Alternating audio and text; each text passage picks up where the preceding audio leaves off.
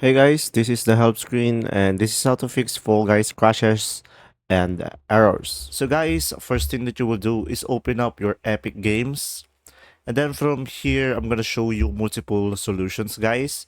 So from here, just go to your library. And from here, once you have installed the app, just click on the three dots over here. And guys, as of now, I'm downloading it. But if you downloaded it already, you should be able to see here, verify. And then from there, just click on it, guys, and it will automatically verify. And then from there, that should be able to fix the issue. And now guys, if that doesn't work, all you have to do is to make sure you are connected to a strong Wi-Fi connection. Just go over here to your network, internet access, and then from here just tap on change adapter options.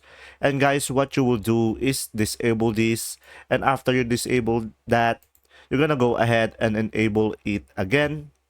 And then from there, guys, you should be able to fix the issue on the Fall Guys. And guys, if that still doesn't work, all you have to do is just go to any web browser that you have. And then from here, just go to Google and then search for Fall Guys support. And guys, after that, just click on the Fall Guys support over here.